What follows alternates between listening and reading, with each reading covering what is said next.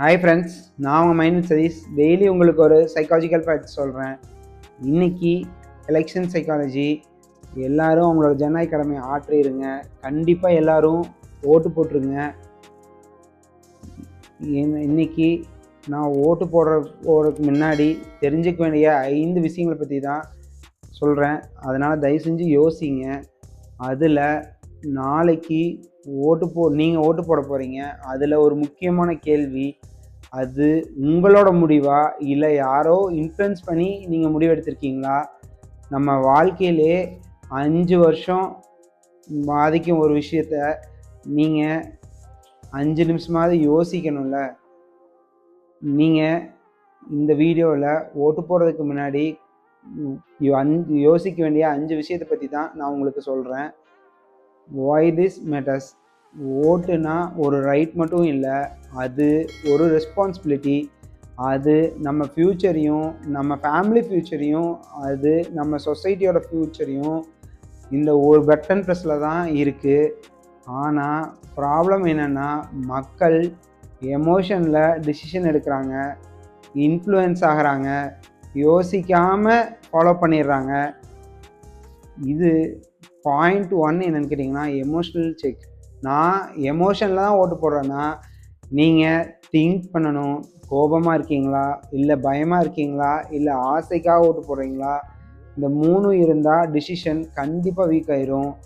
இதுக்கு எக்ஸாம்பிளாக நான் என்ன சொல்கிறேன்னா, இவங்களை நான் பனிஷ் பண்ணணும்னு யோசிக்கக்கூடாது, யோசிச்சு ஓட்டு போடக்கூடாது. இல்லை இவங்களை நான் சேவ் பண்ணணுன்னு யோசித்து ஓட்டு போடக்கூடாது. இது ஒரு லாஜிக்கே இல்லை, இது எமோஷனல் தான். ஸோ நான் காமாக இருக்கேனா இல்லையான்னு செக் பண்ணி தான் ஓட்டு போடணும். இதில் பாயிண்ட் 2 என்னென்னா, குரூப்லி இன்ஃப்ளூயன்சஸ். அதாவது நான் என்னோட டிசிஷன் மட்டும்தான் எடுக்கிறேன்னா, இல்லை ஃப்ரெண்ட்ஸ் போடுறாங்க, ஃபேமிலி போடுறாங்கன்னு அவங்கள ஃபாலோ பண்ணி நான் ஓட்டு போடுறேன்னா.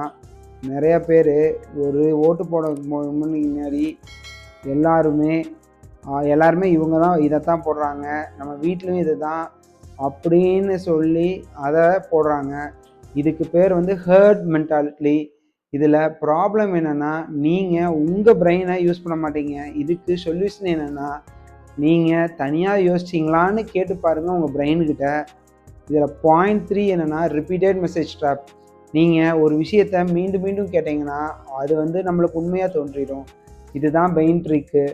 இதுக்கு எக்ஸாம்பிள் பார்த்தீங்கன்னா, ஆட்ஸு, ஸ்பீச்சஸ்ஸு, சோஷியல் மீடியாவில் ஆட் பண்ணுறது, எல்லாமே பண்ணுறது. அதனால் ஒரே மெசேஜ் ரிப்பீட்டடாக இருந்தால் மைண்டு கண்டிப்பாக அதை அக்செப்ட் பண்ணிடும். அதனால் நீங்கள் கேட்பது உண்மையா இல்லையான்னு, ரிப்பீட் ஆகுதான்னு டவுட் வச்சுங்க. இதில் பாயிண்ட் 4 என்னென்னு கேட்டிங்கன்னா, மேஜர் இமேஜ் விஸ் ரியாலிட்டி. அதாவது நான் ஓட்டு போடுறது இமேஜுக்காகவா இல்லை அவங்களோட ரியாலிட்டிக்காகவா அப்படிங்கிறத நீங்கள் திங்க் பண்ணி தான் ஓட்டு போடணும்.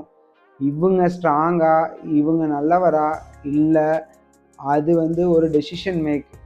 நீங்கள் உண்மை என்னென்னு கேட்டிங்கன்னா, நாம் செக் பண்ணி தான் கொஸ்டின் என்னென்னு இதில் நீங்கள் செக் பண்ணி தான் ஓட்டு போடணும். இதில் கொஸ்டின் நீங்கள் ஃபீல் பண்ணுறதா இல்லை ஃபேக்ட்ஸா. Point 5 future thinking. இந்த டெசிஷன் 5 இயர்ஸை இம்பேக்ட் பண்ணும்.